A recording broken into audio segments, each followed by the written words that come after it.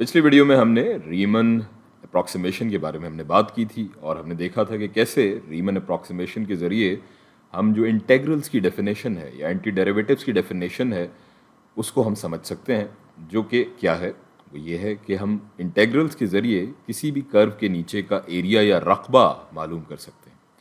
और रीमन अप्रॉक्सीमेशन के ज़रिए हमने देखा था कि हम क्या करते हैं, हम इस एरिया जो इस कर्व के नीचे है उसको छोटे छोटे बराबर विड्थ के रेक्टेंगल्स के अंदर तकसीम कर देते हैं और उन तमाम रेक्टेंगल्स का जो रकबा है या एरिया है उसे आपस में जमा कर लेते हैं और उसकी जो अप्रॉक्सीमेशन है, वो जो एक तखमीना है, एक अंदाज़ा है उस तमाम रकबे का जो कि इन तमाम मुस्ततील या रेक्टेंगल्स का मिलाकर होता है, उसको हम रीमन अप्रॉक्सीमेशन कहते हैं। और यही हमारे एक तरह से इंटेग्रल की या जिसे हम कहेंगे डेफिनेट इंटेग्रल की बेस्ट डेफिनेशन है। और उसकी लिमिट्स क्या होती हैं, जैसे यहाँ हम देख सकते हैं ये एक फंक्शन है जिसका कर्व हम यहाँ पर देख रहे हैं y is equals to F x, और इसके जो कर्व है ये इन दो पॉइंट्स के दरमियान, इसकी लोअर लिमिट a है और इसकी अपर लिमिट b है। और इन दोनों लिमिट्स के दरमियान जो एरिया है उसको हमने इन रेक्टेंगल्स के अंदर तकसीम किया हुआ है और इन सब का हासिल जमा, इन तमाम मुस्ततील जो हैं इनके रकबों का हासिल जमा इस कर्व के नीचे का इन दोनों पॉइंट्स के दरमियान, अपर लोअर लिमिट्स के दरमियान इसका एरिया अंडर द कर्व कहलाएगा। ये बर्नार्ड रेमंड साहब हैं जिन्होंने ये तरीक़ा मुतारिफ़ करवाया था और इनको हम रेमन सम्स भी कहते हैं। और इसके अंदर जो एक फ़ाइनल एक रिफाइनमेंट है या एक आखिरी जो बात है जो कि हम यहाँ करेंगे, ये हमने जो एक सिग्मा नोटेशन हमने पिछली वीडियो के अंदर निकाली थी उसको हम थोड़ा सा आगे लेकर जाएंगे और देखेंगे कैसे वो इंटेग्रल की डेफिनेशन पे पूरी उतरती है और इसको इंटेग्रल की फॉर्म में हम कैसे लिख सकते हैं और कैसे ये जो एक अप्रॉक्सीमेशन है ये रीमन सम कहलाती है और कैसे ये इसको हम मज़ीद बेहतर रिफ़ाइन कर सकते हैं। उसका सादा तरीक़ा ये है कि हमने ये देखा था कि ये जो n है यहाँ पर लिखा हुआ, ये हमारे इन तमाम मुस्ततील या इन तमाम रेक्टेंगल्स की जो तादाद है उसको हम n से यहाँ पर ज़ाहिर कर रहे हैं। अब अगर इन रेक्टेंगल्स या इन मुस्ततील की तादाद जो कि ये n है नंबर, ये जितनी ज़्यादा होगी, जितनी बड़ी होगी, उतना ही हमारी ये अप्रॉक्सीमेशन या ये रीमन सम्स जो हैं वो एक बेहतर तखमीना या अंदाज़ा जो है इस एरिया अंडर द कर्व का हमें देंगे।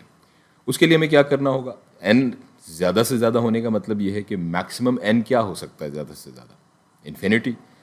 सो ये लिमिट अगर हम यहाँ पर लगाएं तो हम यहाँ पर लिख सकते हैं limit when n tends to infinity. तो उस सूरत में क्या होगा, उस सूरत में दो बातें होंगी। एक तो ये रेक्टेंगल्स की जितना तादाद में इजाफा होगा उतनी अप्रॉक्सीमेशन बेहतर हो सकेगी।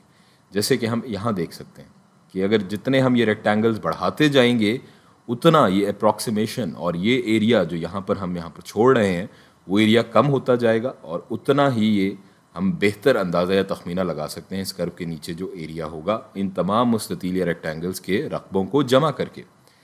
और इसके साथ साथ दूसरी चीज़ एक ये होगी कि जो हमारा डेल्टा एक्स है, जो कि हमने